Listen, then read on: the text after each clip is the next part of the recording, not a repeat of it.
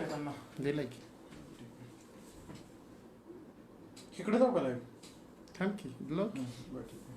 माझा नंबर आहे 021 झाला रिचार्ज. हां ही राहू द्या इथं. नाही नाही त्यांना फोन करू दे की. मला वेळच कुठे आहे मग? तुला फोन आला नेटच जात नाही. माझ्यावरनं लावा अगोदर. काय करायचं? लाईव्ह जावा या म्हणलं. अहो लाईव्ह आहे तुम्ही. अरे पण काहीच होईना ना. कायच करू लाईव्ह आहे तुम्ही. हॅलो, तुम्हाला कोणाचा आवाज येत नाही. भाषण सुरू करा तुम्ही. आवाज येतोय कुणाचा? हॅलो,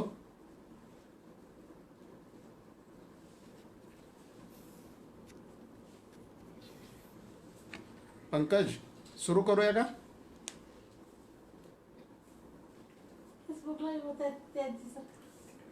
हॅलो पंकज,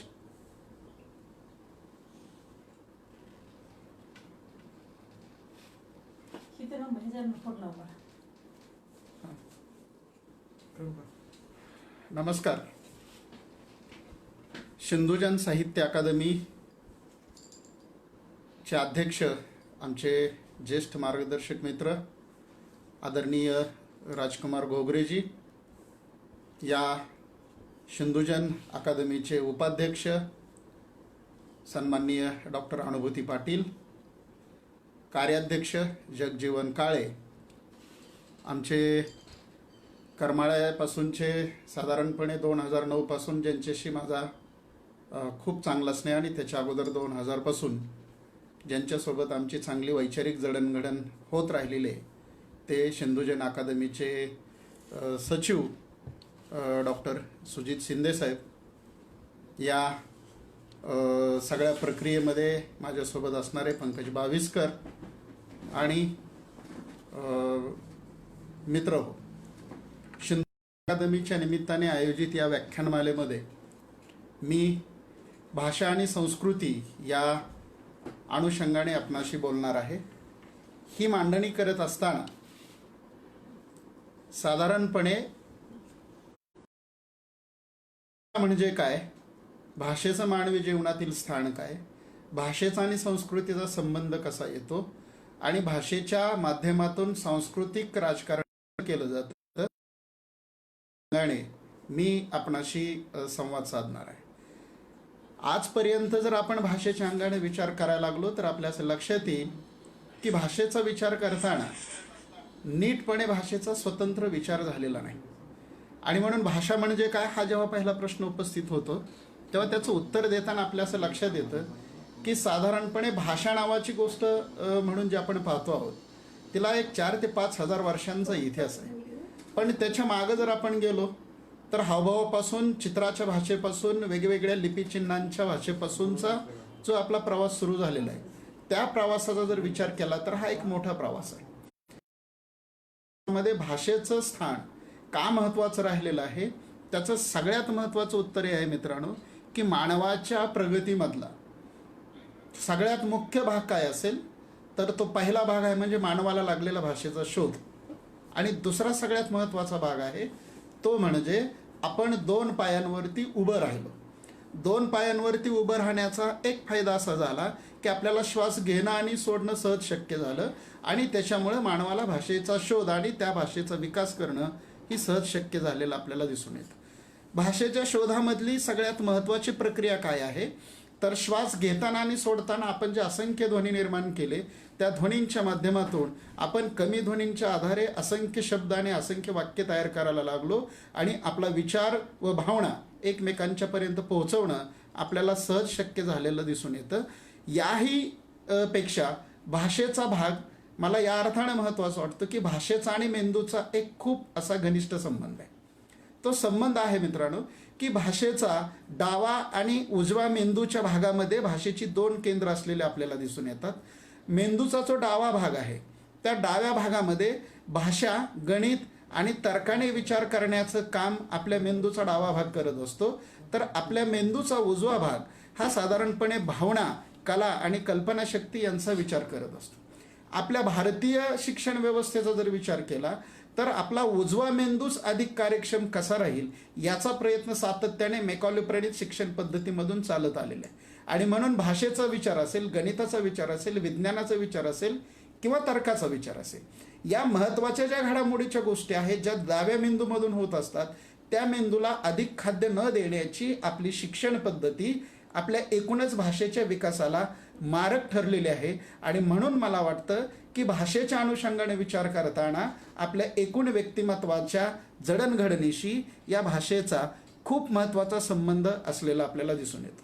आणि म्हणून भाषेचा विचार करताना मला सुरुवातीला आपणाला हे सांगायला आवडेल की भाषेच्या अधिक तपशिलात जाण्याच्या ऐवजी भाषा म्हणजे काय, तर याचा मूळ अर्थ आहे की भाष म्हणजे बोलणे. लिंग्वा नावाचा जो इंग्लिश शब्द भाषेसाठी वापरला जातो लिंग्विस्टिक्स किंवा लँग्वेज नावाने, त्यातलं जे मूळ रूप आहे लिंग्वा, तर त्या लिंग्वाचा मूळ अर्थ मित्रांनो जीभ असा आहे. आणि जीभ आणि बोलणे याच्यातून जर भाषा तयार झालेली असेल तर आपण आज भाषा म्हणून जी गोष्ट आपणासमोर अभ्यासासाठी धरतो, गृहीत धरतो, ती गोष्ट मला वाटतं आपण आता कधीतरी नीटपणे विचारात घ्यायला हवी. त्याचं कारण आहे की साधारणपणे मागच्या शतकामध्ये जो जगाच्या पातळीवरती जागतिक स्तरावरती इंग्रजीमधून युरोप राष्ट्रांच्या मधून जो भाषेचा अभ्यास सुरू झाला, त्या भाषेच्या अभ्यासामधलं एक अत्यंत महत्त्वाचं तत्व फर्दिनांद द सोशुरे अभ्यासकांनी मांडलं. ते तत्व असं होतं की तुम्ही ज्या भाषेचा अभ्यास करणार आहात ती भाषा एक अमूर्त व्यवस्था आहे, ज्याला सिस्टम असं म्हटलं जातं. आणि ज्याला सोशुरने लांग ही संज्ञा वापरली. आणि त्या सिस्टमचा, त्या अदृश्य व्यवस्थेचा अभ्यास करण्यासाठी तुम्ही कोणती भाषिक रूपं गोळा करणार, हा एक अत्यंत महत्त्वाचा प्रश्न सोशुरने आपल्या पुढे उपस्थित केला होता. आणि त्याचं उत्तर देताना सोशुर असं म्हणतो की कोणत्याही जगातल्या भाषेचा अभ्यास करत असताना आपण त्या भाषेतल्या लिखित साधनांचा विचार करता कामा नये. नंबर 1. नंबर 2चं सगळ्यात महत्त्वाचं तत्व असं आहे की तुम्हाला जर भाषेचा अभ्यास करायचा असेल तर त्या समाजामध्ये तो माणूस जी भाषा बोलतो आहे, त्याच्या व्यवहारामध्ये जी भाषा तो वापरतो आहे, त्या व्यावहारिक भाषेचे नमुने गोळा केले पाहिजेत आणि मग तुम्ही त्या भाषेचा अभ्यास केला पाहिजे. याचा एक दुसरा सगळ्यात महत्त्वाचा अर्थ होतो की भाषेपेक्षा भाषेच्या बोलींच्या रूपांना अधिक महत्त्व दिलं गेलं पाहिजे. हा जो अगदी प्रारंभीच्या काळी सोशुरने मांडलेला दृष्टिकोन होता तो या अर्थाने महत्त्वाचा ठरला आणि जगभरातल्या भाषेच्या अभ्यासाची गणितं बदलून गेलेली आपल्याला अनुभवास मिळतात. हे मी याच्यासाठी सांगतो आहे की जगातलं भाषा विज्ञान काय करत होतं आणि आपल्या मराठी किंवा भारतीय भाषांच्या मध्ये काय होत होतं हे पण पाहणं मला वाटतं फार गरजेचं आहे. सोशुरनं जी मांडणी केली होती ती आणखी एका अर्थाने खूप महत्त्वाची होती. सोशुर भाषा आणि भाषण याच्यामध्ये फरक करतो. भाषेचा अभ्यास करणं याचा अर्थ काय, तर आपण जसा मानवाचा अभ्यास करताना कोणताही पर्टिक्युलर माणूस आपल्या नजरेसमोर धरत नाही, तसं भाषेचा अभ्यास करताना भाषेचं एक नॅचरल रूप, नैसर्गिक रूप जे असतं त्या नैसर्गिक रूपाचा अभ्यास केला पाहिजे. अशा स्वरूपाची धारणा, अशा स्वरूपाची भूमिका पहिल्यांदा सोशुरनं मांडली आणि ती भूमिका जगभर मान्य होत असतानाच पुढच्या टप्प्यामध्ये महत्त्वाचा अभ्यासक भाषेच्या क्षेत्रामध्ये काम करायला लागला, तो म्हणजे नोम चॉम्स्की. नोम चॉम्स्की हा खरं तर राजकीय विचारवंत म्हणून जगभर प्रसिद्ध आहे, परंतु भाषेबद्दलची त्याची भूमिका सुद्धा खूप महत्त्वाची आहे. त्याचं कारण आहे की नोम चॉम्स्की जी भाषिक क्षमता, ज्याला कॉम्पिटन्स, लिंग्विस्टिक कॉम्पिटन्स असं म्हटलं जातं, ती जी संकल्पना मांडतो ती संकल्पना आपल्या सगळ्याच भाषेच्या अभ्यासकांच्यासाठी फार महत्त्वाची आहे. त्याचं म्हणणं असं आहे की मुलाला जन्मता काही भाषिक क्षमता उपलब्ध झालेल्या असतात, त्याला प्राप्त झालेल्या असतात. आणि त्या भाषिक क्षमता म्हणजे काय, तर त्याच्या हजारो वर्षाच्या मागच्या पिढींकडून चालत आलेलं जे एक संचित असतं, ते संचित त्याच्या मेंदूच्या स्मरणपुटीमध्ये त्याला जन्मता प्राप्त झालेलं असतं. ते मूल भाषा शिकतं. याचा अर्थ काय होतो, तर ते मूल त्या भाषेची नियम प्रणाली फक्त आत्मसात करत असतं. आणि म्हणून जगभरातलं कोणतंही मूल 12 ते 48 महिन्यामध्ये म्हणजे 4 वर्षामध्ये त्याला जितक्या पण भाषा शिकवल्या जातील तितक्या ते खूप वेगाने आत्मसात करतं. याचं महत्त्वाचं कारण आहे की त्याच्या स्मरणपुटीमध्ये त्याला जन्मता भाषेच्या क्षमता प्राप्त झालेल्या असतात. आणि हा मुद्दा याच्यासाठी महत्त्वाचा आहे की प्रतिभा नावाची जी गोष्ट आपण सातत्यानं सांगत आलेलो आहोत किंवा बाकीच्या काही गोष्टी ज्या बोलत आलेलो आहोत, तर त्या गोष्टी इथं नाकारल्या जातात. आणि जर माझ्या हजारो वर्षाच्या पिढीकडून जर काही भाषेचं संचित माझ्यापर्यंत पोहोचत असेल, तर निश्चितपणे माझ्या नॉलेजमध्ये, माझ्या असण्यामध्ये, माझ्या अस्तित्वामध्ये त्या ज्ञानाचे अनेक संदर्भ चालत आलेले असणार आहेत. हा यातला एक सगळ्यात महत्त्वाचा भाग नोम चॉम्स्की आपल्याला सांगतो. आणि म्हणून तो पुढं असं म्हणतो की भाषेचा अभ्यास करणाऱ्या प्रत्येक मानवानं एक गोष्ट लक्षात घ्यावी की कोणताही मुलगा, आपण त्याला वाक्य शिकवत नाही, आपण त्याला शब्द शिकवतो, मामा म्हण, पप्पा म्हण, बाबा म्हण. पण ते मुलगा वाक्य का म्हणतं याचं कारण त्याच्या भाषिक क्षमतेमध्ये दडलेलं आहे. आता ह्या दोन संकल्पना का महत्त्वाच्या आहेत, तर त्या भाषेच्या अभ्यासाकडे घेऊन जाण्यासाठी खूप महत्त्वाच्या संकल्पना आहेत. भाषेच्या अभ्यासाकडे घेऊन जाण्यासाठी का महत्त्वाच्या आहेत? एक तर आजपर्यंत भाषेचा अभ्यास झाला तो लिखित भाषांचा अभ्यास झालेला आहे की जो अर्धाच खरा ठरू शकतो. त्यामुळे सोशूरने मांडलेलं हे मॉडेल आजच्या भाषेच्या अभ्यासासाठी खूप महत्त्वाचं आहे की तुम्हाला समाज वापरत असणाऱ्या बोलीभाषांचाच अभ्यासासाठी आधार घेतला पाहिजे, नंबर 1. नंबर 2, नोम चॉम्स्की जी भाषिक क्षमतेची संकल्पना वापरतो, ती संकल्पना मी मागाशी जे म्हणालो त्या मेंदूच्या सगळ्या प्रक्रियेशी संबंधित असलेली आपल्याला दिसते. आणि मी जी भाषा वापरत असतो त्या भाषेला जर माझ्या अनुवंशिकतेकडून जर काही संदर्भ आलेले असतील, तर निश्चितपणे माझ्या एकूणच अभिव्यक्तीमध्ये माझ्या मागच्या पिढ्यांचे काही संदर्भ चालत आलेले असतात.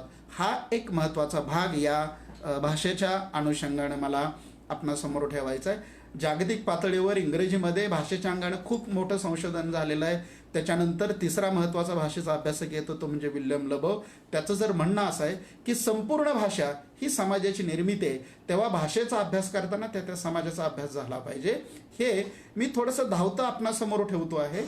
त्याचं कारण आहे मित्रांनो की भारतीय भाषांचा अभ्यास करत असताना ज्या काही गफलती प्रारंभापासून झालेल्या आहेत आणि त्या गफलतीपासून जो संबंध भारताचा इतिहास जो एकारलेल्या पद्धतीनं आपल्या पुढे आलेला आहे, तो आपल्याला नीटपणे कळणं अत्यंत गरजेचं आहे. आणि म्हणून ही मांडणी मी आपणासमोर ठेवतो आहे. त्यातला आणखीन एक महत्त्वाचा भाग असा आहे की काय गफलत झाली आपल्या भाषेच्या अभ्यासामध्ये.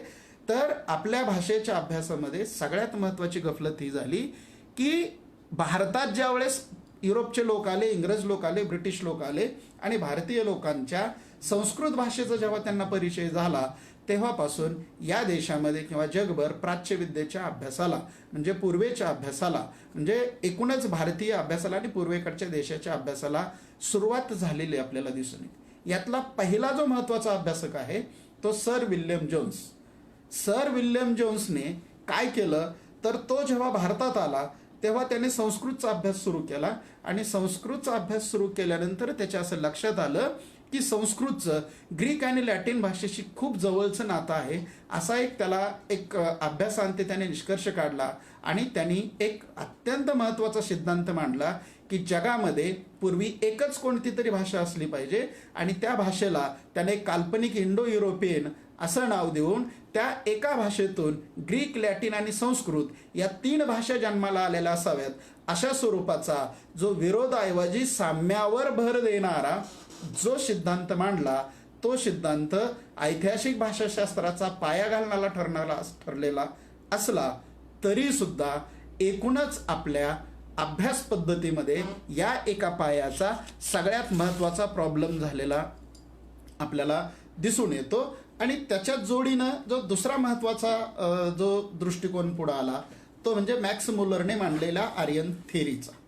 खरं तर मॅक्स मुलरने नंतर अनेकदा सांगितलं की मी आर्य हा शब्द संस्कृती म्हणून वापरतो आहे, वंश म्हणून वापरत नाही. परंतु तोपर्यंत पुलाखालून बरंच पाणी वाहून गेलं होतं. आणि या 2 माणसांच्या अभ्यासाच्या महत्त्वाच्या असल्या तरी त्या भूमिकांच्या मध्ये काही चुका राहिल्यामुळं एकूणच भारतीय अभ्यासाचा एक पूर्णपणे दिशाच बदलून गेलेली आपल्याला दिसून येते. काही अभ्यासकांनी असं निरीक्षण नोंदवलेलं आहे. खरं तर या 2 अभ्यासकांनी मोल्सवर्थचा जरी कोश पाहिला असता तरी त्यांच्या मांडणीमध्ये काही चुका आहेत हे त्यांच्या लक्षात आलं असतं. त्या विषयाकडे आपण पुढे जाऊया. परंतु भाषा आणि संस्कृती असं म्हणताना मी अधिक थोडंसं सोपं करून आपणाशी याच्यासाठी बोलणार आहे, त्याचं कारण आहे की आपल्याकडं भाषेच्या अंगानं नीट अभ्यास किंवा नीट विचार केला गेलेला नाही. मी साधं आत्ता सुजित शिंदेंचा मी उल्लेख केला. सुजित शिंदेंच्या बरोबर मी 2000 पासून करमाळ्यामध्ये 10 वर्ष काम केलं. तेव्हा काही मुद्दाम आपणासमोर त्यातली निरीक्षणं ठेवतो की भाषेमध्ये जे वैविध्य येतं ते वैविध्य कशाचं निदर्शक असतं. म्हणजे करमाळा आणि माढा याच्यामध्ये फक्त 45 किलोमीटरचं अंतर आहे, पण माढा परिसर आणि शहरामध्ये जी इलकल नावाची साडी, सुती साडी जी मिळते, ती साडी करमाळ्यामध्ये फार दुर्मिळ आहे. मी जेव्हा करमाळ्यामध्ये पहिल्यांदा नोकरीला गेलो आणि इलकल साडी मागायला लागलो तेव्हा ते म्हणाले की ही साडी आमच्याकडे वापरली जात नाही. म्हणजे एक वस्तू वापरात नसणं आणि त्या वापरात नसलेल्या वस्तूचा आपल्या भाषेमध्ये वापर नसणं, हे तत्व आपल्याला संस्कृतीच्या अभ्यासामध्ये नीटपणे लक्षात ठेवावं लागतं. दुसरा महत्त्वाचा भाग की करमाळा आणि परिसरामध्ये सहज माणूस बोलता बोलता नको फार रावरांबाच्या गप्पा हाणू असं म्हणतो. ते रावरांबाच्या गप्पा मारण्याची प्रथा किंवा ती म्हण आमच्या माढा तालुक्याच्या परिसरामध्ये दिसत नाही. तिसरी महत्त्वाची गोष्ट म्हणजे आमच्याकडे ज्याला कोटा म्हटलं जातं त्याला करमाळ्यामध्ये गोटा असं म्हटलं जातं. आमच्याकडे ज्याला दावण म्हटलं जातं त्याला करमाळा परिसरामध्ये गव्हाण असं म्हटलं जातं. तर हे मी एवढ्यासाठी सांगतो आहे की एकाच जिल्ह्यातल्या सीमेला लागून असणाऱ्या 2 तालुक्यांच्या मध्ये हे भाषिक सूक्ष्म बदल असलेले आपल्याला दिसून येतात. या बदलांचा अभ्यास न करता ग्रीक, लॅटिन आणि संस्कृत अशी एक व्यापक स्तरावरती मांडणी केली गेल्यामुळं एकूणच भाषेच्या अभ्यासामध्ये ज्या काही समस्या निर्माण झाल्या त्याच्यामुळं काय तोटे झाले याच्याकडं पुढं आपण जाणार आहोत. आणखीन एक मला महत्त्वाची भाषेच्या संदर्भातली एक नोंद आपल्यासमोर ठेवायची. आपल्या घरामध्ये किचन आहे. आपल्या घरामध्ये किचनसोबत काही महत्त्वाच्या शब्द प्रणाली टिकून आलेले. त्यातलं एक उदाहरण, आपल्याकडं कापणे आणि चिरणे असे 2 शब्द किचनमध्ये अस्तित्वात आहेत. खरं तर कापण्याच्या आणि चिरण्याच्या प्रक्रियेमध्ये एकच गोष्ट घडते, कुठली तरी वस्तू कापली जाते किंवा चिरली जाते आहे. मग हे 2 शब्द किचनमध्ये राहण्याचं महत्त्वाचं कारण काय, याचा जेव्हा शोध आपण घ्यायला लागतो तेव्हा आपल्या लक्षात येतं की कापण्याची प्रक्रिया वेगळी आहे आणि चिरण्याची प्रक्रिया वेगळी. कापताना काय केलं जातं, म्हणजे थोडंसं वेगळ्या भाषेत सांगायचं तर बोकड कापलं जातं आणि मटण चिरलं जातं. यातला फरक काय आहे तर जेव्हा सुरी किंवा शस्त्र आपल्या हातात असतं आणि वस्तू खाली असते तेव्हा ती कापली जाते, आणि शस्त्र खाली असतं आणि वस्तू आपल्या हातात असते तेव्हा ती चिरली जाते. याचा दुसरा अर्थ की तुमच्या भाषेच्या घडणीमध्ये इतके छोटे छोटे घटक खूप सूक्ष्मपणे काम करत आलेले असतात. आणि म्हणून आपण एखाद्या मुलाला बेदम मारतो तेव्हा त्याला असा तिंबला की विचारायची सोय नाही असं म्हणत असतो. हे तिंबणं आणि मळणं हे 2 शब्द किचनमध्ये आहेत, पण अलीकडं कणिक तिंबण्याची प्रक्रिया हद्दपार झाली आणि मळणंच एवढं फक्त शिल्लक राहिलेलं आहे. पण म्हणून आपण कुठल्याही मुलाला असा काही मळाला की असं म्हणत नाही. हे जर बारकाईचे संदर्भ आपण लक्षात घेतले तर मला वाटतं की भाषेच्या अभ्यासामध्ये संस्कृती आणि आपल्या अवतीभोवतीचं जगणं किती सूक्ष्मपणे काम करत असतं हे आपल्या लक्षात येईल. त्याच्यासाठीची मग आता थोडंसं मी मागं जाऊन आपणाला सांगेल की काय होतं की बऱ्याचदा भाषेचा अभ्यास करताना याचं भान न ठेवल्यामुळं आपण एक नेहमी म्हणत आलेलं की पुराणातली वांगी पुराणात. आता हे पुराणातली वांगी पुराणात या म्हणीचा जेव्हा आपण शोध घ्यायला लागतो तेव्हा आपल्या असं लक्षात येतं की पुराणातली वांगी नाही तर ते पुराणातली वाणगी आहे, आणि वाणगी म्हणजे उदाहरण आहे. पुराणातली उदाहरणं आमच्या पुढे ठेवू नको असं जेव्हा कोणीतरी एखादा लोकभाषेतला माणूस म्हणतो तेव्हा पुराणांमध्ये जे एक भरताडपण आलेलं होतं तर ते त्याच्यातून व्यक्त होताना आपल्याला दिसतं आहे. हा एक महत्त्वाचा संदर्भ मला आपणासमोर उदाहरण म्हणून ठेवायचं. दुसरी एक आणखीन गोष्ट की आपल्याकडे 33 कोटी देवांची संकल्पना आहे. पंजाबराव देशमुखांनी 33 देवांच्या अनुषंगानं खूप सविस्तर मांडणी त्यांच्या वैदिक धर्माच्या PhDच्या प्रबंधामध्ये केलेली आहे. त्याचबरोबर विश्वनाथ खैरे नावाच्या अभ्यासकांनी या 33 कोटी देव या संकल्पनेचं खूप छान विश्लेषण केलेलं आहे.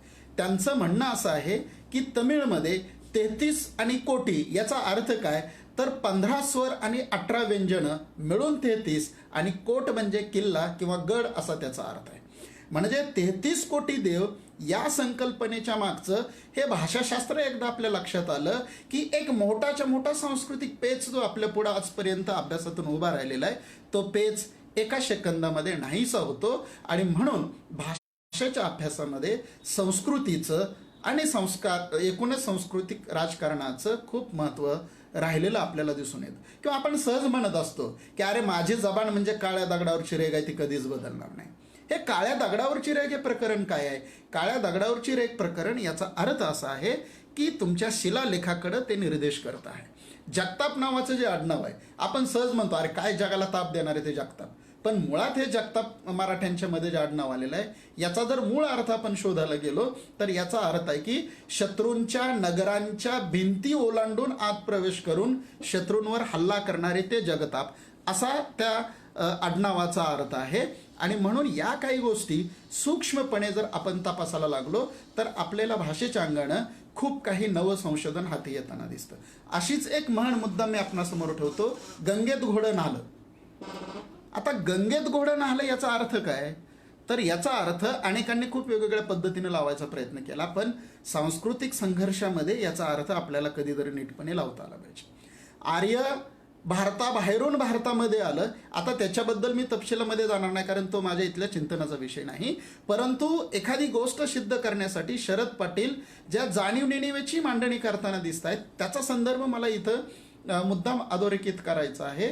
तो संदर्भ असा आहे की गंगेत घोडं नाहलं म्हणजे काय? तर भारताबाहेरून आर्य ज्या वेळेस भारतामध्ये आले आणि त्यांनी विस्तीर्ण गंगेचं पाण्याचं पात्र बघितलं की ज्यांना इतकं मुबलक पाणी कधी दिसत नव्हतं, त्यांनी पहिल्यांदा पाणी पाहिलं. स्वतः तर आंघोळी केल्याच, पण घोड्यांना सुद्धा न्हाऊ घातलं आणि अशा तेव्हापासून गंगेत घोडं नाहलं ही म्हण तयार झाली. इतकंच नव्हे मित्रांनो, तर याला जोडून दुसऱ्या दोन गोष्टी आपल्या मराठी भाषेमध्ये केंद्रस्थानी आलेल्या दिसतात की गंगमुख आणि राकीसमुख या दोन संकल्पना आपल्याकडे आहेत. गंगमुख आणि राकीसमुख याचा अर्थ जर आपण पाहायला लागलो तर गंगेकडं तोंड करणं कधीही चांगलं आणि राकीसाकडं म्हणजे दक्षिणेकडं तोंड करणं वाईट. म्हणून मला लहानपणी मी झोपायला लागलो की माझी आई सुद्धा म्हणायची की राकीसाकडं पाय केलं तर चालतं, राकीसाकडं तोंड करू नये. म्हणजे या सगळ्या भाषेच्या संकल्पनांचा आपण जर नीट विचार करायला लागलो तर आपल्याला आपल्या अवतीभोवतीच्या संस्कृतीचे खूप काही महत्त्वाचे संदर्भ आपल्या हाती लागू शकतात. हे आपण नीटपणे लक्षात घेतलं पाहिजे. अशी खूप उदाहरणं मला त्या अनुषंगाने देता येतील. गावजवळ हनुमान बाहेर सारखी म्हण आहे की ज्या म्हणीमध्ये खरं तर हनुमान कुठल्या अर्थाने आला, आमचे राजकुमार घोगरे साहेब त्या अनुषंगानं मरुदच्या अनुषंगानं खूप सुंदर मांडणी करतायत. त्याबद्दल मी फार तपशिलामध्ये इथं बोलणार नाही. पण हे राजकारण समजून घेणं विशेषतः भाषेच्या अभ्यासकांनी आणि कोणत्याही अभ्यासकांनी भाषा समजून घेण्यासाठी ही गोष्ट मला फार महत्त्वाची वाटते आणि म्हणून मी ही काही उदाहरणं आपणासमोर ठेवलेली आहेत. आता जो पुढचा सगळ्यात महत्त्वाचा प्रश्न येतो की भाषेच्या आणि लिपीच्या, विशेषतः भारतीय लिपीच्या संदर्भात जे आजपर्यंत राजकारण होत आलेलं आहे किंवा जो अभ्यास झालेला आहे त्याचं काय झालेलं आहे. एक तर देवनागरी लिपी म्हणून जी लिपी आपण स्वीकारतो आहे ती लिपी ही खरं तर अधिक शास्त्रीय असलेली लिपी आहे. शास्त्रीय लिपी कशी आहे त्याचा महत्त्वाचा अर्थ असा आहे की कंठापासून ओठापर्यंत, म्हणजे मराठीमधला क हा ध्वनी घेतला आणि शेवटचा प फ ब भ म हा ध्वनी घेतला तर कंठापासून ओठापर्यंतचा जो एक सलग प्रवास आहे त्या सलग प्रवासानुसारच आपल्या देवनागरी लिपीच्या लेखनाची पद्धती असलेली दिसते. हे इतकं शास्त्रीय आहे की ही शास्त्रीयता बाकीच्या कोणत्या लिपीमध्ये असलेली आपल्याला दिसत नाही. हा एक महत्त्वाचा भाग. दुसरा महत्त्वाचा भाग आहे की देवनागरी लिपीमध्ये स्वर अगोदर आहेत आणि व्यंजन नंतर आहेत. स्वर अगोदर असण्याचं महत्त्वाचं शास्त्रीय कारण आहे की स्वरांचा व्यंजनांचा उच्चार करण्यासाठी स्वरांचं सहकार्य लागतं. ही गोष्ट फार महत्त्वाची नाही. मूळ महत्त्वाची गोष्ट ही आहे की अ ते औ पर्यंतच्या स्वरांचा उच्चार करताना कुठंही फुफ्फुसातून बाहेर पडणाऱ्या हवेमध्ये अडथळा येत नाही आणि म्हणून ते स्वर आपल्या वर्णमालेमध्ये पहिल्यांदा आहेत आणि मग कंठापासून ओठापर्यंत ही वर्णमाला आपल्या पुढं अत्यंत शास्त्रीय पद्धतीनं आलेली दिसून येते. मुद्दा आहे की ही देवनागरी लिपी संस्कृतनं स्वीकारली, मराठीपर्यंत ती चालत आली हिंदी, बंगाली, गुजरातीच्या निमित्तानं. या लिपीच्या बद्दल आजचं थोडंसं मागं जाण्यापूर्वी मी आजचं थोडंसं मुद्दाम सुरुवातीला सांगतो कारण शेवटच्या टप्प्यामध्ये मी थोडंसं प्राचीन भारताच्या भाषेच्या अनुषंगानं बोलणार आहे. काय झालेलं आहे की मुळात मी मगाशी सोशूरचा उल्लेख केला, मी मगाशी विल्यम जोन्सचा उल्लेख केला, मी मगाशी मॅक्स मुलरचा उल्लेख केला. या अभ्यासकांना संस्कृतचं महत्त्व वाटण्याचं कारण काय? तर या अभ्यासकांना संस्कृतचं महत्त्व वाटण्याचं कारण असं आहे की या अभ्यासकांना पाणिनीच्या अष्टाध्यायी नावाच्या ग्रंथाचा लागलेला शोध, तो शोध या अर्थाने महत्त्वाचा आहे की पाणिनीनं काय मांडणी केली याच्याकडे पण मी थोडंसं नंतर येणार आहे. पण पाणिनी जी वृद्धीची मांडणी करतो आहे ती वाढीची मांडणी आहे, विकासाची मांडणी आहे. आपल्याकडं मराठीपुरतं बोलायचं थोडंसं आपल्याला कळायला हवं म्हणून मी सोपी उदाहरणं देतोय की मराठीपुरतं बोलायचं तर काय झालं की मराठी खरं तर शुद्ध लेखन आपण असं म्हणतो. मुळात कोणतीही भाषा शुद्ध अथवा अशुद्ध नसते, हे आपण आता कधीतरी नीटपणे समजून घेतलं पाहिजे. याच्यासाठी एक छोटं उदाहरण मी देतो. नव्हता हा शब्द शुद्ध आहे आणि नव्हता मधला न काढल्यानंतर फता हा जो शब्द राहतो तो अशुद्ध कसा ठरवला जातो मला कळत नाही. आणि त्याच्यामुळे शुद्ध लेखन ही संकल्पना पूर्णपणे चुकीची आहे. त्याच्यासाठी प्रमाण लेखन ही संकल्पना वापरली पाहिजे. मराठीमध्ये काय झालेलं आहे की जे प्रमाण लेखनाचे नियम तयार केले गेले ते सगळे संस्कृत प्रचूर आहेत. आणि ज्या संस्कृत प्रचुरतेचा आग्रह धरणारे सगळे भारतातले किंवा मराठीचे अभ्यासक संस्कृतमधल्या पाणिनीचा उल्लेख करतात. त्याच पाणिनीनं खूप महत्त्वाची भूमिका घेताना पाणिनीनं भाषा बदलत असते हे नेमकेपणानं सांगितलेलं तत्व आपले अलीकडचे भाषाभ्यासक विसरतात. आणि म्हणून जेव्हा जेव्हा मराठीच्या गळचेपीची भूमिका पुढे येते, मी स्वतः एका आंतरराष्ट्रीय परिषदेमध्ये पुण्यातल्या एका कॉलेजमध्ये मांडणी करताना मी असं म्हणत होतो की तुम्ही एकीकडे मराठी मरेल असं म्हणता आणि दुसरीकडे तिला संस्कृतच्या कोंदणामधून सोडवतही नाही. हा पेच आपल्याला कधीतरी सोडावं लागेल. हे का सांगतो आहे? कलरचं स्पेलिंग COLOUR हे मूळचं कलरचं स्पेलिंग होतं. आता COLOR इंग्रजीनं स्वीकारलं. चेकचं CHEQUE हे मूळचं स्पेलिंग होतं. आता ते CHECK हे पण चालायला लागलं. म्हणजे इंग्रजी जगभर पसरण्याचं महत्त्वाचं कारण आहे की इंग्रजीमधली लवचिकता जितकी महत्त्वाची आहे त्याचबरोबर इंग्रजी भाषेचं जे स्वीकाराचं धोरण आहे ते धोरण मराठीनं भाषेच्या पातळीवर स्वीकारलं. पण आमच्या महाराष्ट्रातल्या भाषेचा अभ्यास करणाऱ्या एकाही अभ्यासकानं ते स्वीकारलं नाही. हा मराठीच्या भाषेच्या अभ्यासामधला अत्यंत महत्त्वाचा सांस्कृतिक पेच आजच्याही घडीला खूप वेगानं काम करताना दिसतो आहे. हे मला आपणासमोर ठेवायचं आहे. आणि मग काय होतं की मग भाषा शुद्ध आणि अशुद्ध असते. मग मी गावाकडची भाषा बोलायला लागली की मला भाषेवरून कमी लेखलं जातं. मग मी आणखीन थोडं वेगळं बोलायला लागलो की मला आणखीन कमी लेखलं जातं. आणि मग या कमी लेखण्यामधून आपल्या एकूणच सगळ्या मांडणीमध्ये, एकूणच सगळ्या अभ्यासाच्या भूमिकांच्यामध्ये बदल होत गेलेला आपल्याला दिसून येतो. आणि म्हणून ही सोपी उदाहरणं मी याच्यासाठी ठेवतो आहे की मुळात आपल्याला भाषेचा अभ्यास करताना भाषा म्हणजे काय इथपासून, जर मी सुरुवातीला म्हणतोय की भाषा म्हणजे बोलणं आहे आणि भाषा म्हणजे लिंग्वा, जीभ, याच्याशी त्याचं जर कनेक्शन असेल, याच्याशी त्याचं जर नातं असेल तर लेखन ही खूप लांबची गोष्ट आहे. हे नीटपणे अगोदर समजून घ्यायला हवं.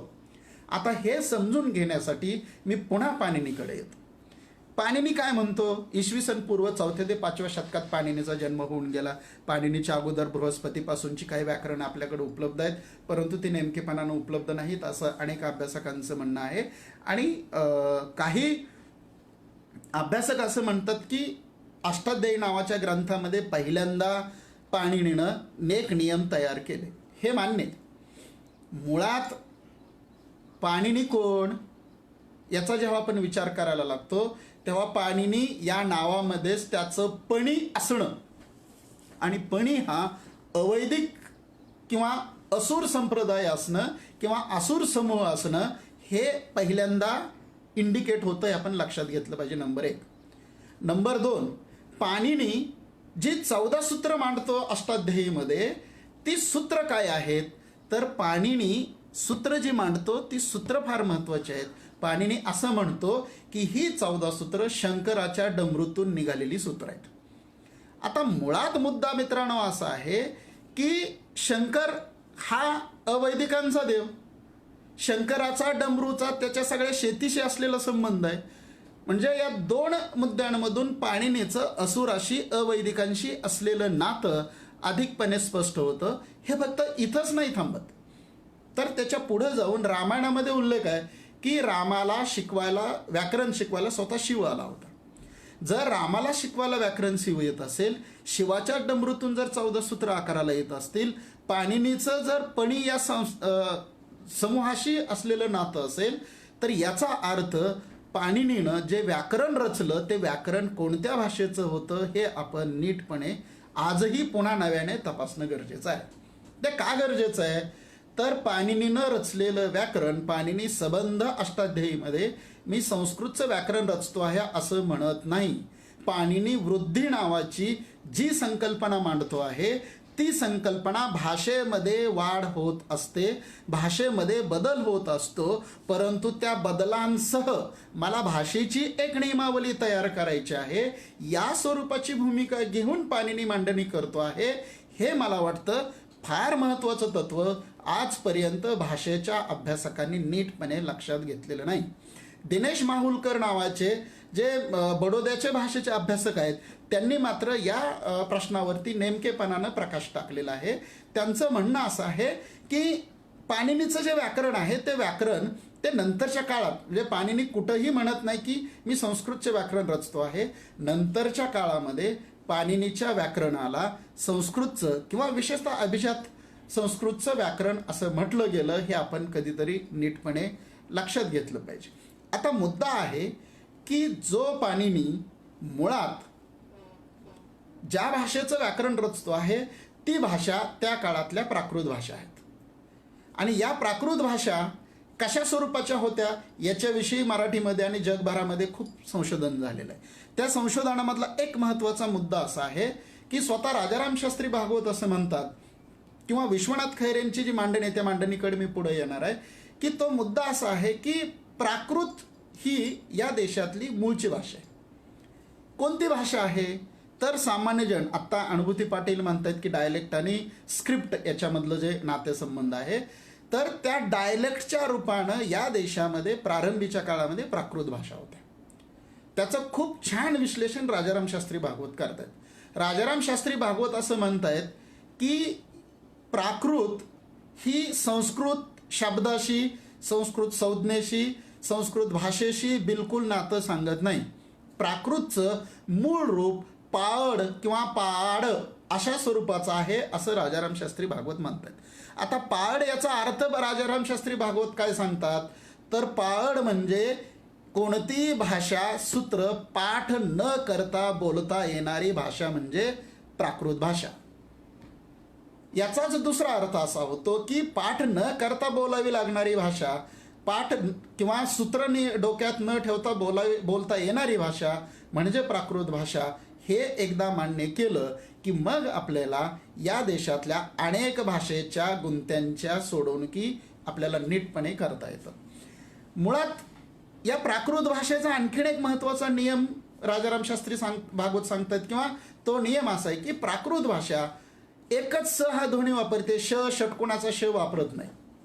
नंबर 2, प्राकृत भाषेमध्ये जोडाक्षरं, विसर्गचिन्ह फारशी वापरली जाताना आपल्याला दिसत नाही. याचा अर्थ काय की अधिक सोप्या पद्धतीनं, अधिक आकलन सुलभ पद्धतीनं जी भाषा बोलली जाते ती भाषा म्हणजे प्राकृत भाषा, असं साधं सरळ या प्राकृत भाषेचं गणित आपल्याला दिसतं. तुम्ही जर पुढं आलात प्राकृत भाषेच्या अनुषंगानं तर मी तिथंच फक्त नोंद करतो आणि पुढं जातो. तुकारामाचे अभंग जर आपण बारकाईनं अभ्यासाला लागलो, इतकं पाठीमागं त्याचं कनेक्शन जाताना दिसतं मित्रांनो की तुकारामाच्या अभंगामध्ये कमीत कमी जोड शब्द आहेत. तुकारामाच्या अभंगाचं अत्यंत महत्त्वाचं वैशिष्ट्य आहे आणि म्हणून तुकारामाचे अभंग लाखो वारकऱ्यांच्या तोंडी पाठ राहण्याचं महत्त्वाचं कारण असं आहे की तुकारामाच्या अभंगाने जोडाक्षरं अधिक कमी प्रमाणात वापरली. तुम्ही आत्तासुद्धा अभंग गाथा काढून बघायला सुरुवात करा, आपल्याला असं लक्षात येईल की 4 किंवा 5 अक्षरांचे शब्दसुद्धा तुकारामांच्या गाथेमध्ये खूप कमी आहेत. म्हणजे तुकारामांच्या गाथेमधले शब्द 2 अक्षरांचे, 3 अक्षरांचे बोली भाषेतले शब्द आहेत. हे तुकारामांचं वेगळेपण थेट आपल्याला सिंधू संस्कृतीच्या प्राकृत भाषांकडं किंवा एकूणच भारतातल्या प्राकृत तत्वाकडं घेऊन जाताना आपल्याला दिसतं आणि म्हणून तुकारामाचं नातं थेट नामदेवाशी आहे हे आपल्याला लक्षात घेता आलं पाहिजे. म्हणून तुकाराम काय म्हणतात की नामदेवे केले स्वप्न माझी जागे सवे पांडुरंगे येऊन या. ही गोष्ट मला फार महत्त्वाची वाटते. काय तुकारामांचं म्हणणं आहे तर तुकाराम म्हणतात की मी जे हे अभंग करतो आहे, मी जी ही रचना करतो आहे, मी जो हा विचार मांडतो आहे, तो विचार मला नामदेवाने स्वप्नात येऊन त्यांचं राहिलेलं काम पूर्ण करण्यासाठी सांगितलेला विचार आहे. म्हणजे तुकारामांचं नातं थेट नामदेवाशी आहे आणि एकनाथांचं नातं थेट ज्ञानेश्वरांशी आहे.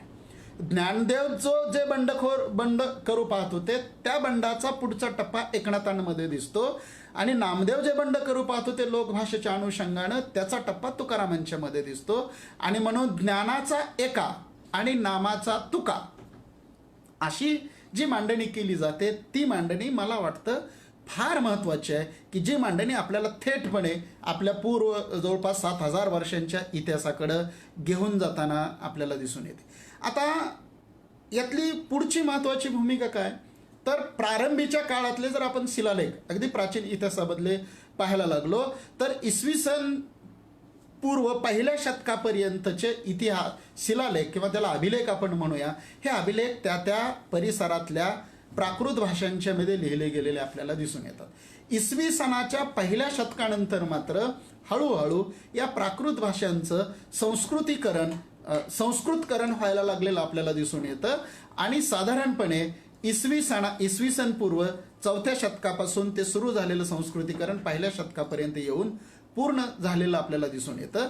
आणि म्हणून या सगळ्या अभिलेखांचं नीट वाचन करणं, नीट अभ्यास करणं मला वाटतं फार महत्त्वाचं आहे. आणि मग एकदा का जर प्राकृतच्या अनुषंगानं जर आपण विचार करायला लागलो तर मग खूप काही नवे संदर्भ आपणासमोर येताना दिसतील. आणि म्हणून प्राकृत ते संस्कृत हा प्रवास आपण समजून घेणं मला वाटतं फार महत्त्वाचं आहे. गुप्त काळामध्ये असेल किंवा सातवाहन कालावधीमध्ये असेल, या सगळ्या संस्कृत भाषेचं खूप वेगानं लोकशाहीकरण किंवा लिपीमध्ये त्याचं रूपांतरण झालेलं आपल्याला दिसून येतं. या जरी गुप्त काळामध्ये किंवा सातवाहन राजांनी जरी संस्कृतला महत्त्व दिलेलं असलं, संस्कृतला जरी त्यांनी सपोर्ट केलेला असला तरी गाथा सप्तशतीसारखा ग्रंथ त्यांनी त्या काळातल्या प्राकृत भाषांच्या मध्ये लिहून घेतलेला आहे. हे आपण नीटपणे लक्षात घेणं गरजेचं आहे. त्याचं कारण आहे मित्रांनो की हा जर पेच आपल्याला नीट नाही सुटला तर आपल्या एकूणच इतिहासाच्या मांडणीमध्ये खूप काही गोष्टी चुकीच्या ज्या झालेल्या आहेत त्या आपल्याला पुन्हाही पुसून काढता येणार नाहीत. मी जे हे म्हणत होतो ते म्हणण्याचे अनेक संदर्भ आपल्याला अलीकडच्या काळामध्ये दिसतात. विशेषतः नाथ संप्रदायाने जे काम करून ठेवलेलं आहे ते नाथ संप्रदायाचं काम जर आपण पाहिलं तर ते जिथपर्यंत या देशामध्ये जिथं फिरले तिथं त्यांनी हे सातत्यानं त्या परिसरातल्या बोलीभाषांच्या मध्ये लिहून ठेवलेलं आहे. तुम्ही तुकारामांच्या पुढे या, तुकारामांच्याच काळामध्ये जर पाहिलं तर आपल्याला आणखीन एक संघर्ष लक्षात येईल की छत्रपती शिवराय आणि संभाजी महाराज हे खूप महत्त्वाचा प्रयोग त्या काळात करत होते की राज्य व्यवहारामध्ये त्या काळातली बोली भाषा वापरण्याचा प्रयत्न या महाराष्ट्रामध्ये तुकारामांच्या बरोबर छत्रपती शिवराय आणि संभाजी महाराजांनी केलेला दिसतो. नुसता तेवढाच केलं नाही तर राज्य व्यवहार कोश बोलीमध्ये निर्माण करण्याचं काम शिवराय आणि संभाजी महाराजांनी केलेलं दिसतं.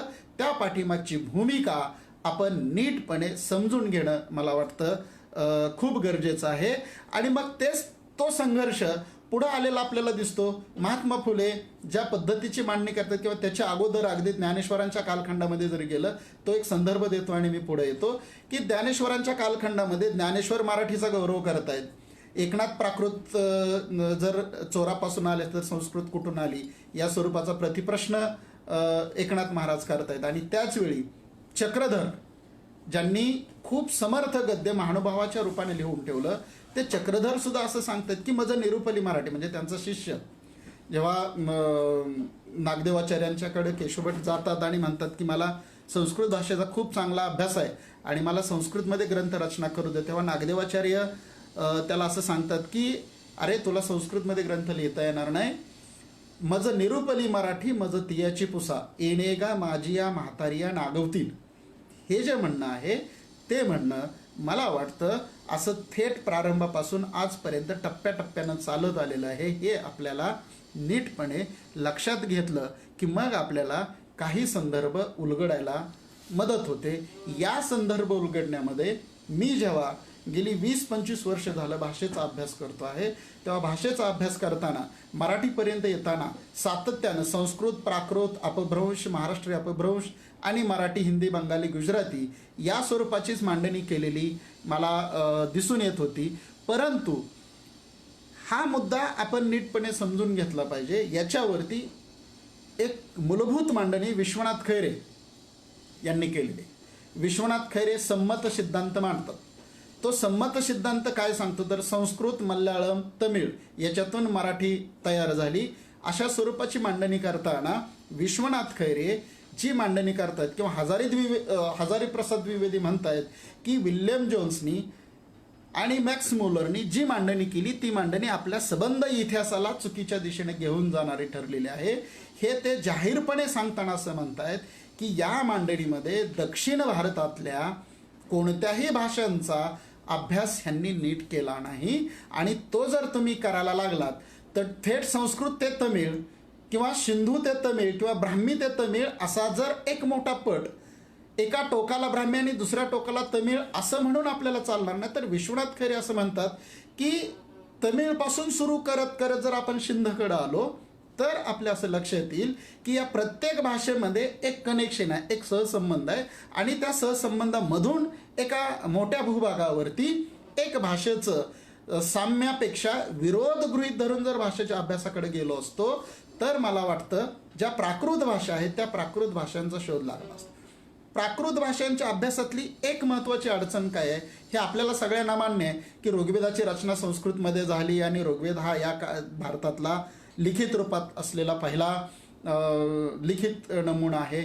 पण त्याच्या अगोदर बोलीभाषेतले नमुने मिळत नाहीत प्राकृतातल्या, म्हणून मांडणीमध्ये काही अडचण निर्माण होत असली तरी सुद्धा आपल्याला काय करावं लागेल तर मी मगाशी जे सोशूरचं म्हणणं आपणासमोर ठेवलं ते सोशूरचं म्हणणं नीटपणे समजून घेताना आपल्याला पुन्हा या सगळ्या भारतभरातल्या वेगवेगळ्या समूहांच्या, वेगवेगळ्या आदिवासींच्या भाषांचा नीटपणे अभ्यास केला तर आपल्याला आपल्या या सगळ्या प्राकृत भाषांचा शोध आपल्याला नेमकेपणानं लागू शकेल. आणि म्हणून याच्यासाठी विश्वनाथ खैरे काय करतायत, विश्वनाथ खैरे जी मांडणी करतायत ती मांडणी अशी करतायत की विश्वनाथ खैरेंचं म्हणणं आहे की संस्कृतमधून प्राकृत आली नाही किंवा प्राकृत मधून अपभ्रंश आले नाहीत, तर या देशातल्या प्राकृत भाषेंचा उद्भ्रंश होऊन संस्कृत तयार झाली. आणि हे का म्हणणं खरं ठरतं तर कोणत्याही एखाद्या भाषेला लिखित दर्जा प्राप्त होण्यासाठी कोणती महत्त्वाची गोष्ट असते तर त्या भाषेला 700-800 वर्षांचा, 1000 वर्षांचा बोलीचा इतिहास असतो आणि नंतर हळूहळू ती लिपीमध्ये कन्वर्ट किंवा लेखनामध्ये परावर्तित होत असते. हे जर आपण तत्व पाहिलं तर संस्कृत ही सुद्धा त्या काळातल्या सगळ्या प्राकृत भाषांच्या मधूनच आकाराला आलेली एक भाषा व्यवस्था आहे. हे जर आपण लक्षात घेतलं तर मला वाटतं आपल्याला काही गोष्टी नीटपणे त्या संदर्भातल्या स्पष्ट होतील. आणि मग हा अभ्यास करताना विश्वनाथ खैरेंनी जे नमुने केंद्रस्थानी ठेवलेले आहेत ते नमुने काय आहेत. एक तर विश्वनाथ खैरेंचं म्हणणं आहे की तुम्हाला भाषेचा अभ्यास करायचा ना तुम्ही अडाण्यांची भाषा तपासा. अडाण्यांची भाषा म्हणजे कुणाची तर अशिक्षित ज्याला आपण आज म्हणतो त्या लोकांची भाषा. कारण या लोकांच्या भाषेमध्ये ओरिजिनॅलिटी ज्याला सत्व म्हणतो ते सत्व त्यांच्या भाषेमध्ये खूप नेमकेपणानं टिकून राहिलेलं दिसतं. नंबर 2चं त्यांचं तत्व आहे की ते स्त्रियांच्या भाषेवर अधिक केंद्र टाकतात. आता स्त्रियांच्या भाषेच्या अनुषंगानं शरद पाटलांनी खूप सविस्तर मांडणी केलेली आहे. त्या मांडणीकडं मला इथं जायचं नाही, परंतु स्त्रियांची भाषा ही मला वाटतं खूप महत्त्वाची गोष्ट असते. कारण स्त्रियांनी भाषेचं जे एक सत्व सातत्यानं टिकवून ठेवलेलं आहे ते तत्व पुरुषांना टिकवता आलेलं नाही. आणि म्हणून कोणत्याही भाषेच्या मुळांचा शोध घेताना स्त्रियांच्या भाषेवर लक्ष केंद्रित केलं पाहिजे. या सांगण्यापाठीमागं पुन्हा शरद पाटील म्हणतायत त्या पद्धतीनं जगातल्या सगळ्या कृषी संस्कृतीचा शोध स्त्रियांनी लावलेला आहे आणि स्त्रियांचाच या कृषी संस्कृतीतल्या भाषेशी खूप जवळचं नातं आहे. हे जे शरद पाटील मांडतात किंवा जगभरातल्या कृषी क्रांतीतून जे तत्व पुढे आले आहे ते तत्व जर आपण तपासायला लागलो तर विश्वनाथ खैरेंचं तिसरं जे महत्त्वाचं तत्व आहे ते तत्व हे आहे की अडाण्यांची भाषा, स्त्रियांची भाषा आणि तिसरं महत्त्वाचं तत्व की कृषी केंद्रित भाषा. आपल्याकडे पेच काय झालेला आहे की कृषी केंद्र हा मुद्दा आपल्या दृष्टीनं अत्यंत गैरलागू ठरत आलेला आहे. मुद्दाम मी तुम्हाला एक उदाहरण देतो. काय उदाहरण? अनेकदा असं होतं की इंग्रजीचा आत्ता जमाना आलेला आणि मग काही मुलं म्हणजे आता आपण ज्या मोबाईलवर हे सगळं ऑनलाईन करतो ते इंग्रजीच्या शब्दांचाच तो वापर आहे. आणि मग काही मुलं म्हणतात की मोटरसायकल हा शब्द पाहिजे. मुद्दाम हे उदाहरण मी इथं परत एकदा देतो आहे. मोटरसायकलची सगळी नावं पार्टची इंग्रजीत. Tube, tyre, puncture, petrol, kick मारणं, सारी गार्ड, हँडल ही सगळी नावं इंग्लिश आहेत. आणि मग ते मुलं असं म्हणतात की मग आम्हाला या शब्दांना पर्यायी मराठी शब्द द्या. याचं तात्विक महत्त्वाचं उत्तर असं आहे की त्या प्रश्न विचारणाऱ्यांना आपण हा प्रतिप्रश्न केला पाहिजे की बैलगाडी आहे, कुळव आहे, वेगवेगळी धान्य आहेत कृषी संस्कृतीमधली, त्या धान्यांना तुम्ही इंग्लिशमध्ये काय म्हणणार आहात ते सांगा. म्हणजे बैलगाडीला ढकली, खुटली, पाटली, बंदपट्टा, धाव अनेक शब्द आहेत. त्या शब्दांना त्यांनी इंग्रजी पर्याय द्यावे. त्याला इंग्रजी पर्याय नाहीत. याचा दुसरा अर्थ असा आहे की बैलगाडी हे शेतीतलं प्रॉडक्ट आहे, मोटरसायकल हे फॉरेनचं प्रोडक्ट आणि ते रस्त्यावरचं प्रोडक्ट आहे आणि म्हणून त्याला इंग्रजी नाव आहेत. याला कृषी संस्कृतीतली नाव आहेत. आणि म्हणून आता इथं जो प्रश्न उपस्थित झाला की प्राकृत भाषा कशा समजून घ्यायच्या, तर प्राकृत भाषा समजून घेण्यातलं हे महत्त्वाचं तत्व आहे की आपल्याला लिखित रूपांच्या ऐवजी आपल्याला आजही गोपाळ चिप्पलकट्टी ज्या पद्धतीनं पूर्वेकडच्या या आग्नेयेकडच्या बाजूची मांडणी करतायत त्यांच्या आदिवासींच्या भाषांची किंवा इकडच्या गोंड आदिवासींच्या भाषांचा आपल्याला अभ्यास करावा लागेल की जेणेकरून या आदिवासींच्या भाषेचं ब्राह्मीशी म्हणण्यापेक्षा थेट सिंधूशी काही संबंध आहेत का या अंगाने त्याची मांडणी करावी लागेल. आणि ती मांडणी करताना महत्त्वाचा भाग असा आहे की त्या मांडणीमध्ये आपल्याला पुन्हा दक्षिणेकडे वळण्याशिवाय पर्याय नाही. मी या प्राचीन भारताचा इतिहास समजून घेताना एक पेपर माझ्या हाताशी आला होता बडोद्याच्या ओरिएंटल इन्स्टिट्यूटमध्ये मी गेल्यानंतर. त्या पेपरचं टायटल असं होतं की ही जी सिंधू संस्कृती आहे ह्या सिंधू संस्कृतीच्या अनुषंगानं हे दक्षिणेमधलेच मूळचे काही द्रविड लोक समुद्रमार्गे उत्तरेकडे गेले आणि तिथला विस्तीर्ण सुपीक प्रदेश त्यांनी पाहिला आणि तिथं ती संस्कृती वसवली अशा स्वरूपाची मांडणी केलेली आहे. आणि त्यांचं त्याच्यात एक विधान आहे की यातली जी आर्यन थिअरी आहे ती आर्यन थिअरी ही मला वाटतं त्यांच्या म्हणण्यानुसार समुद्रातल्या बुडबुड्यासारखी आहे असं त्या अभ्यासकाचं म्हणणं आहे.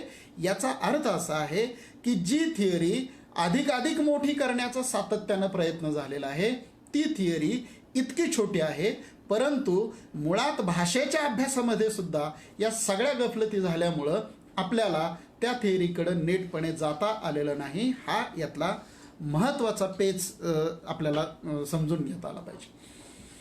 याच्यानंतरचा एक महत्त्वाचा मुद्दा सिंधू संस्कृतीच्या आणि लिपीच्या अनुषंगाने आजपर्यंत खूप काही चर्चा, खूप काही संशोधनं पुढे आलेले आपल्याला दिसून येतात.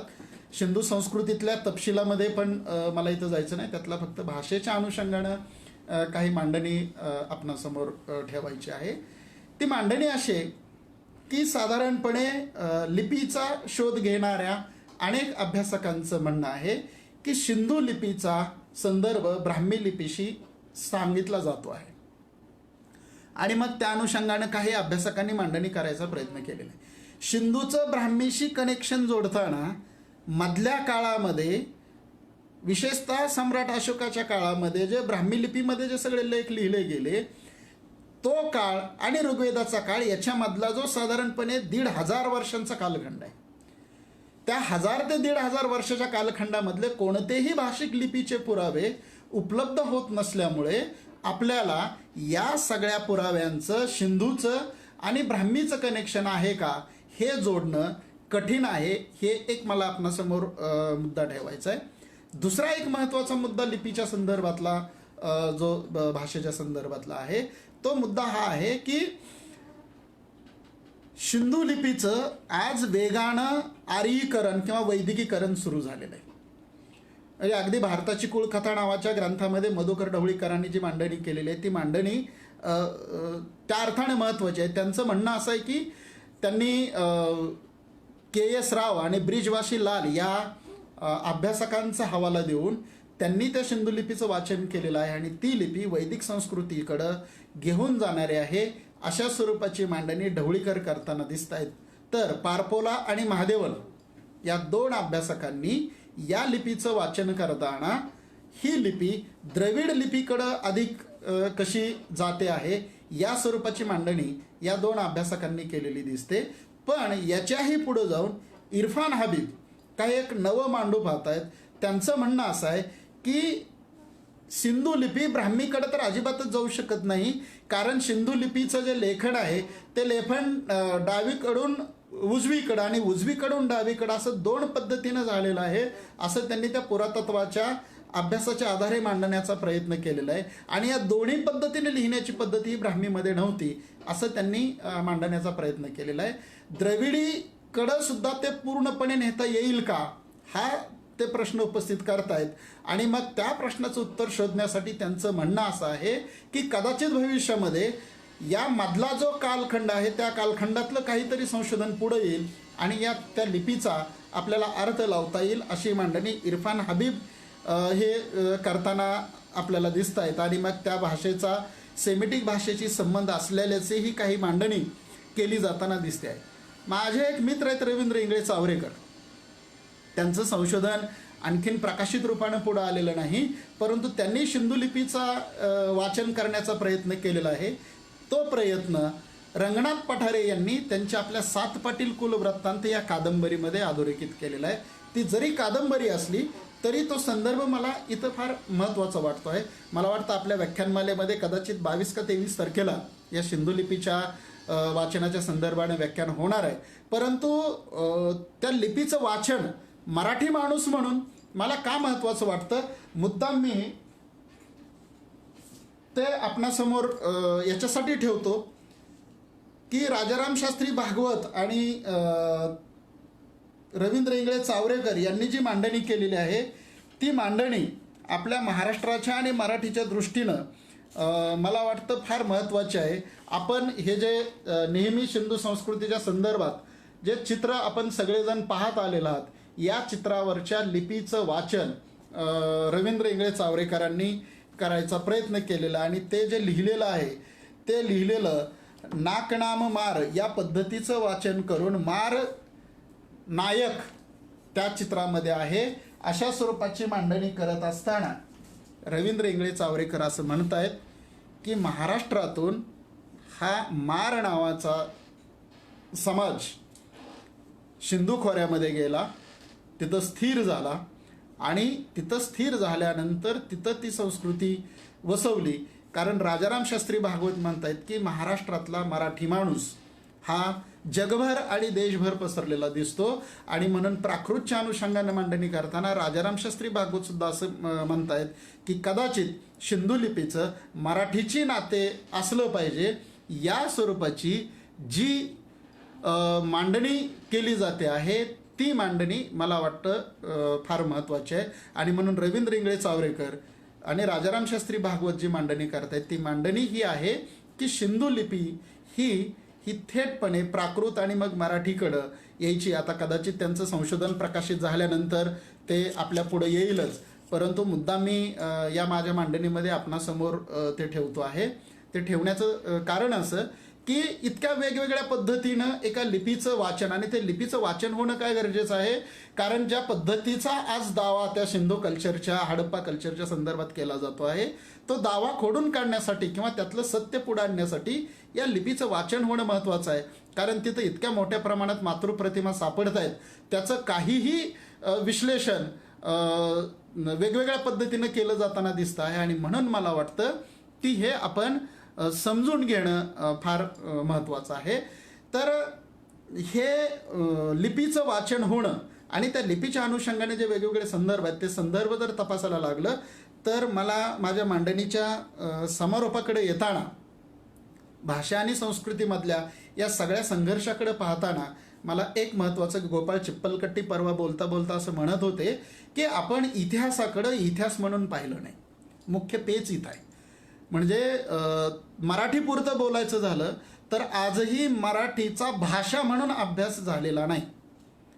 तुकारामांचा अभ्यास विद्रोहासाठी होईल, ज्ञानेश्वरांचा अभ्यास बंडखोरीसाठी होईल, महानुभावांचा अभ्यास पुन्हा गद्यासाठी होईल, पण एक भाषा म्हणून भाषा नावाची गोष्ट काय काय उभं करत असते, भाषेमध्ये भूगोल कसा काम करत असतो, भाषेमध्ये प्रदेश कसा काम करत असतो, आणि मग जर भाषेचं इतक्या वेगवेगळ्या पातळ्यांच्यावर जर त्याचं नातं असेल तर ते नातं आपल्याला नीटपणे समजून घेणं गरजेचं असतं. मी उदाहरण देतो आपल्याला.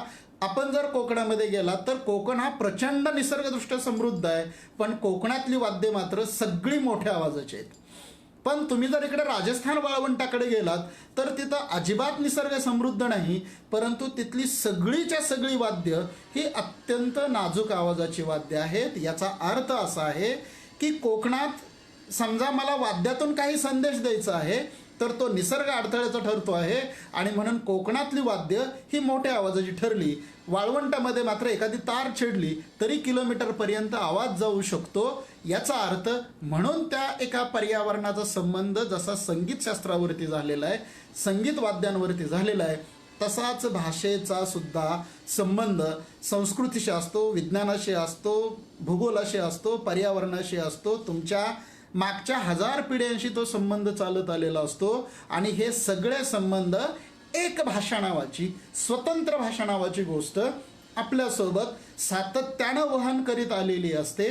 ते आपण कधीही समजून न घेण्यामुळे आपल्या इतिहासामध्ये खूप घोटाळे झालेले आपल्याला दिसून येतात. कारण अंतिमतः आपल्याला पुरातत्वाचे पुरावे जरी महत्त्वाचे असले तरी शरद पाटील म्हणतायत ते इतकं महत्त्वाचं आहे की पुरातत्वातले पुरावे हे बोलू शकत नाहीत. त्या बोलण्याचे संदर्भ शोधण्यासाठी तुम्हाला पुन्हा भाषेकडेच यावं लागतं, आणि ती भाषा कोणती हे सांगताना शरद पाटील तिला आर्ष भाषा असं म्हणतात, आणि दिनेश बाहुलकर तिला इंडिक भाषा असं म्हणतात. आणि त्या सगळ्या बोली भाषांचा अभ्यास भविष्यामध्ये आपल्याला करावा लागेल, आणि मग तो अभ्यास जर आपण करायला सुरुवात केली तर मला वाटतं की आपले अनेक सांस्कृतिक संघर्ष एक नीटपणे, सहजपणे, व्यवस्थितपणे सोडवता येतील. परंतु त्याच्यासाठी भाषेकडं खूप तटस्थपणे भाषा म्हणून पाहणं हे अत्यंत गरजेची असलेली गोष्ट आहे. कारण भाषा म्हणजे नगर आणि सोलापूर फार सीमेलगतचे 2 जिल्हे आहेत. पुन्हा एकच उदाहरण देतो आणि पुढे जातो की नगरचा माणूस वेगळं बोलतो, सोलापूरचा माणूस वेगळं बोलतो. म्हणजे मी 9 वर्ष कोल्हापुरात राहिलो, परंतु कोल्हापूरच्या एसटी स्टँडवरती आलो, एसटीत बसून एक सोलापूर द्या अशा 3 शब्दांच्या वाक्यामध्ये तुम्ही सोलापूरचे का असा प्रश्न विचारला जातो. याचं मित्रांनो महत्त्वाचं कारण आहे की भाषेचा तुमच्या भूगोलाशी, तुमच्या पर्यावरणाशी आणि तुमच्या भूमीशी अत्यंत घनिष्ठ संबंध असतो, जो संबंध तुम्हाला कधीही तोडता येत नाही.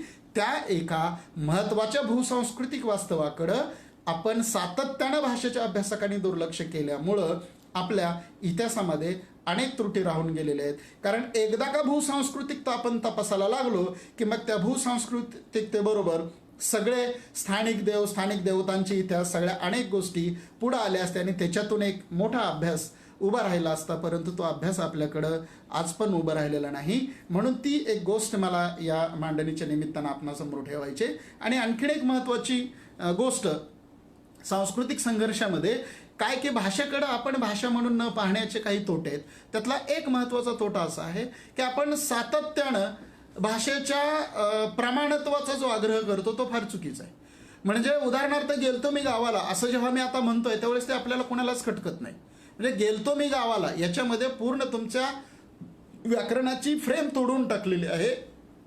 पण ही तोडलेली फ्रेम मात्र काही अभ्यासक आपल्याला तुम्हाला बोलता येत नाही असं म्हणता म्हणता आपला आवाज बंद करत चाललेले आहेत. हे आवाज बंद करण्याचं जे एक सबंध तंत्र हे फक्त भारतापुरतं मर्यादित नाही. गणेश देवी या एका मोठ्या भाषा तज्ज्ञाने असं विधान केलेलं आहे. ते विधान मित्रांनो आपणा सर्वांनाच अंतर्मुख करणार आहे. त्यांचं विधान असं आहे की येत्या 25 वर्षामध्ये कदाचित आपल्या लिप्यासुद्धा नाहीशा होतील. उदाहरणार्थ आपण आत्ता जे समाज माध्यमांवर बोलतो आहे ते बोलणं आपण बदामाच्या चिन्हाला क्लिक करतो, अंगठा दाखवणाऱ्या इमोजीला क्लिक करतो, आपण हसण्याच्या इमोजीला क्लिक करतो आणि इमोजीच्या माध्यमातून आपण आता अधिक वेगानं बोलायला लागलेलो आहोत. म्हणून गणेश देवींचं म्हणणं असं आहे की कदाचित येत्या 25-30 वर्षामध्ये आपल्याला इमोजीच्याच भाषेमध्ये बोलावं लागेल आणि पुन्हा एकदा आपल्याला सिंधूकडे जावं लागेल आणि त्या चित्रलिपीच्या अनुषंगानेच आपल्याला हा एक. परंतु त्या गणेश देवींचं दुसरं सगळ्यात महत्त्वाचं म्हणणं आहे की कोणतीही एक बोली मरते तेव्हा एक पूर्ण संस्कृती आणि समाज मरत असतो आणि तो समाज आणि संस्कृती मरणं म्हणजे खूप मोठं त्या परिसराचं, त्या भूमीचं आणि त्या देशाचं नुकसान असतं. हे सांगताना मागच्या 5-7 वर्षापूर्वी ज्या त्सुनामीच्या लाटा आल्या होत्या त्या त्सुनामीच्या लाटेमध्ये अनेक माणसं मेली, परंतु एक आदिवासी जमात अशी होती, 40-50 माणसांचा तो आदिवासी जमातीचा समूह आहे, त्यातला एकही माणूस मेला नाही, कारण त्सुनामीच्या लाटा येणार आहेत याचं ज्ञान त्यांना होतं. मुद्दा असा आहे मित्रांनो की ते ज्ञान ते ज्या भाषेत सांगतायत ती भाषेत जगामध्ये आज कोणाला येत नाही आणि त्यातले अनेक माणसं आता वेगाने मरत चाललेली.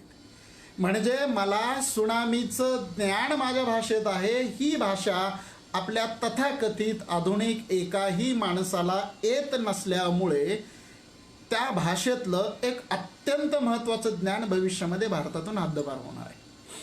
आणि म्हणून या भाषा आणि संस्कृतीच्या निमित्तानं मी आपणाशी बोलताना केवळ प्राचीन इतिहास किंवा सांस्कृतिक संघर्ष एवढ्याच अंगाने बोलत नाही, तर भाषा ही तुमच्या इतिहासासाठी जितकी महत्त्वाची असते तितकीच ती तुमच्या सर्वांगीण व्यक्तिमत्वाच्या जडणघडणीसाठी सुद्धा अत्यंत महत्त्वाची गोष्ट असते. एक सहज कल्पना करा, भाषा नसती तर माणूस झाला नसता, आपण आणखीन प्राणीच राहिलो असतो. आणि हे जे भाषा तत्व आहे ते तत्व आपल्याला लक्षात घेता आलं पाहिजे. आणि म्हणून मला वाटतं की या मांडणीच्या निमित्तानं मी आपणाशी बोलताना एक मुद्दाम आग्रह करेन की ठीक आहे, जगाची भाषा इंग्लिश आहे, आपण इंग्लिश शिकलं पाहिजे, जगातल्या भाषा आपण शिकल्या पाहिजेत, पण त्याच वेळी आपल्या महाराष्ट्रामध्ये ज्या काही वेगवेगळ्या बोली आहेत, ज्या काही आदिवासी लोकांच्या बोली आहेत, त्या बोलींचा अभ्यास होणं अत्यंत गरजेचं आहे. डेक्कन कॉलेजला मी अनेक बोलींवरचे प्रबंध पाहिलेले आहेत, परंतु मित्रांनो हे सगळे प्रबंध फक्त भाषाशास्त्रीय अंगाने विश्लेषण करणारे आहेत. त्या प्रबंधांमध्ये त्या समाजाचा इतिहास, त्या समाजाची संस्कृती, त्या समाजाचे बाकीचे काही भूसांस्कृतिक संदर्भ फारसे येताना दिसत नाहीत. आणि म्हणून या सगळ्या बोलींचा अभ्यास होणं हे आज मला वाटतं अत्यंत गरजेचं आहे. आणि आणखीन एक मुद्दा मला आत्ता सांगायला हरकत नाही, डॉक्टर अनुभूती पाटील मॅडम इथं त्या निमित्तानं बोलत आहेत, तो मुद्दा असा आहे की मी माझ्या मांडणीच्या सुरुवातीला असं म्हणालो होतो की भाषा आणि तुमचा मेंदू, भाषा आणि तुमच्या मागच्या पिढीकडून आलेल्या क्षमता, या क्षमतांचा जर विचार केला तर जगभरातल्या सगळ्या भाषा तज्ज्ञांचं म्हणणं असं आहे की तुम्हाला तुमच्या मुलांना प्राथमिक शिक्षण हे मातृभाषेतूनच देणं अत्यंत गरजेचं आहे. जर ते दिलं गेलं नाही तर तुमच्या मेंदूमधला कोणता तरी एक भाग कायमचा डॅमेज होणार आहे. आणि मेंदू डॅमेज होणं म्हणजे मला फक्त इंग्रजी भाषा बोलता येणारा पोपट तयार होण्याचा अर्थ नसतो. ते ज्ञान नावाची गोष्ट, नॉलेज नावाची गोष्ट नीटपणे समजून घेण्यासाठी म्हणून प्राथमिक व्यवस्थेपासूनच भाषेच्या अभ्यासाकडं आपण आजच्या नव्या पिढीनं नीटपणे पाहून त्याच्या मांडणीच्या दृष्टीनं पावलं टाकायला हवीत. यातले सगळे अभिनिवेश, यातले सगळे राजकारणं बाजूला ठेवून कितीतरी साध्या गोष्टी, म्हणजे माझा एक 10वीच्या अभ्यासक्रमामध्ये पाठ आहे आणि त्या पाठामध्ये काय बोलीतले परिसरातले सोलापूरचे शब्द आहेत आणि मग पुण्या मुंबईमधले मुलं म्हणतात की सर आम्हाला याचे अर्थ कळत नाहीत आणि मग ह्याच्याऐवजी प्रमाण शब्द वापरले असते तर बरं झालं असतं. मी त्या मुलांना परवा मागच्या 15 दिवसातच बोलताना असं म्हणालो, कारण इंग्रजी तर आपली कुठं भाषा आहे, आपण इंग्रजी शब्दकोश घेऊन बसतो, हिंदी शब्दकोश घेऊन बसतो, कानडी उर्दू शब्दकोश घेऊन बसतो, तसं ग्रामीण बोलीचे शब्दकोश तयार आहेत, ते शब्दकोश घेऊन बसा, लिहिणारी माणसं जिवंत आहेत त्यांच्याशी बोला. पण आपल्याला इकडं जायचं नाही, इकडं न जाणं म्हणजे सांस्कृतिक राजकारण आहे. लक्षात घ्या, आत्ता आपण या लॉकडाऊनमध्ये डॉक्टर शिंदे सर आणि आपण जी सगळी व्याख्यानमाला सुरू करतो, या लॉकडाऊनमध्ये सगळं जग पुन्हा आपल्या मुळाकडे निघालेलं आहे, सगळं जग पुन्हा गावाकडे निघालेलं आहे. आणि गावाकडे गेल्यानंतर उद्याचा देश कसा असेल मला माहीत नाही, पण गावाकडे निघणं याचा अर्थ असा आहे की तुमच्या भूमितत्वांचा आणि भूमीशी बांधल्या गेलेल्या भाषेचा नीटपणे अभ्यास होणं अत्यंत गरजेचं आहे.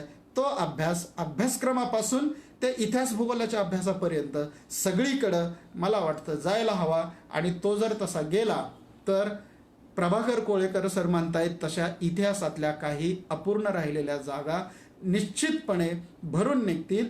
त्या भरून काढण्यासाठी पुन्हा एकदा शरद पाटलांसारखं आपल्याला आर्ष भाषेपासून ते आपल्या अवतीभोवती असणाऱ्या सगळ्या बोलीभाषांकडं आणि स्त्रियांच्या भाषांकडं आपल्याला पुन्हा पुन्हा जावं लागेल. कारण त्या स्त्रियांच्या भाषामध्ये तारा भवाळकरांनी असं सांगितलेलं आहे की शिवी म्हणजे एक मंत्र असतो. हे जेव्हा तारा भवाळकर सांगतात तेव्हा त्या पाठीमागचं कारण सुद्धा आपण समजून घेतलं पाहिजे. तर भाषेच्या मागची ही सगळी सांस्कृतिक, भूसांस्कृतिक, ऐतिहासिक आणि भौगोलिक परिस्थिती लक्षात घेऊन मला वाटतं या सगळ्या अनुषंगानं जर आपण थोडंसं भाषेकडं अधिक गांभीर्यानं पाहिलं तर कदाचित इतिहासामधल्या राहिलेल्या रिकाम्या जागा भरून निघतील आणि आपोआपच काही सांस्कृतिक संघर्ष कमी होऊन नव्या पिढीपुढं एक नवा इतिहास यायला मदत होईल. एवढं बोलतो मी थांबतो. आपण माझं सर्वांनी ऐकून घेतलं त्याबद्दल आपणा सर्वांचं मनपूर्वक आभार. सिंधुजन अकादमीनं मला ही संधी दिली त्याबद्दल आपणा सर्वांचं, घोगरे साहेबांचं, अनुभूती पाटील मॅडम, डॉक्टर सुजित शिंदे या सर्वांचं मी पुन्हा एकदा आभार मानतो आणि थांबतो. धन्यवाद.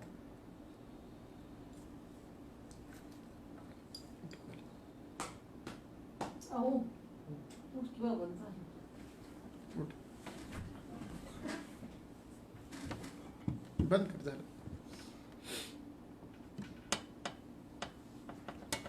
फोन कर बरं. बंद करूया का? ठीक आहे. खरं बंद करू ना.